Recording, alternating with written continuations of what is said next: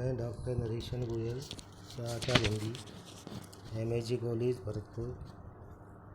आज हम BA part second के विद्यार्थियों का फर्स्ट पेपर का केशवदासपद की व्याख्या पर चर्चा करेंगे।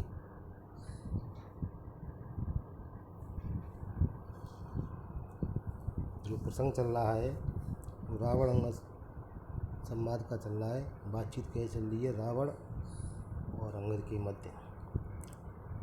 रावण का अहंकार इतना आगे बढ़ चुका है कि वह अपने घमंड के आगे किसी को भी कुछ नहीं समझता है।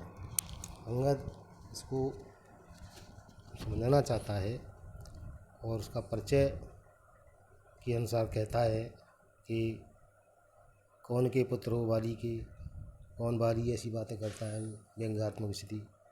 तो यहाँ के जो रावण और अंगद के मध्य जो संवाद चला है वह संवाद बहुत ही संक्षिप्त है, वाक चातुर्य से परिपूर्ण है और कठिन तो नहीं कह सकते, संस्कृत निष्ठ भी नहीं कह सकते इसको, ज़्यादा आम पाठक की समझ से युक्त है।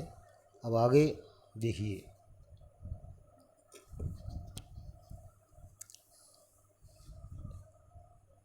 रावण कहता है लंक नायक को। इससे पहले ये शब्द आया था। रावण कहता है कौन हो तुम? जाति से वानर हूँ मैं। लंक नायक दूत, लंका का जो नायक है अर्थात यहाँ विभीषण के लिए आया है, उसके लिए बोला है। तो रावण पूछता है लंक नायक को, लंका का जो नायक है, राजा है, वो कौन है? अंगद उत्तर देता है विभीषण। देवदूषण को दे, देवताओं का दुश्मन को जलाने वाला ऐसा विभीषण, देवताओं को, शत्रुओं को नष्ट करने वाला है। मोह जीवन होए क्यों, जीवन से मोह क्यों हो? यानी लंका के बारे में अंगद कह रहे हैं कि मोह माने लालच, ममत्व, उसके प्रति मोह की स्थिति जीवन की होए क्यों, कि क्यों होता है ये? जग तो ये जीवन को कहे, संसार, जग माने संसार, तो माने ही रावण तुझे जीवत को कहे। जीवित रह करके तो ये क्या मतलब? और कौन कहे कि तू संसार में तू जीवित है? यानी लंका में जो स्थिति है उसको वास्तविक स्थिति का परिचय देते हुए कह रहा है जग तो ये जीवन को कहे, मोह को जग मारे। वो कहते हैं अंगद, ये रावण, ये नीतिगत बात चल रही है इस पद में कि मोह को जग मारिए, संसार में मोह को, लालच को मारने का प्रयास कीजिए, नष्ट करने का प्रयास कीजिए। दुर्बुद्धि तोड़िए जानिए, हे दुर्बुद्धि, बुरी बुद्धि वाले तेरे ये जाने, तू जान इस बात को। हे रावण, तू दुर्बुद्धि वाला है, तो ये जान लेना चाहिए संसार से मोह नहीं होना चाहिए, इस मोह को जग से ख़त्म कर देना चाहिए। कौन बात पठायो कहे वीर वेग बखानिए। फिर रावण पूछ रहा है ये महाबली अंगद, कौन सी बात को जानने के लिए तो ये इस लंका नगरी में राम ने भेजा है, ये शीघ्र होकर के मुझे बताइए, शीघ्र होकर के मुझे इस बात को स्पष्ट कीजिए। यहाँ पर रावण और अंगद के बीच संवाद में नीतिगत बातें होते हुए अंगद रावण को नीतिगत बात समझाता है और संसार से मोह न पालने की बात कह रहा है और संसार में जीवित रहते हुए ऐसे कार्य कर्म करने की बात कह रहा है कि जिससे तुम्हें दुनिया याद रखे।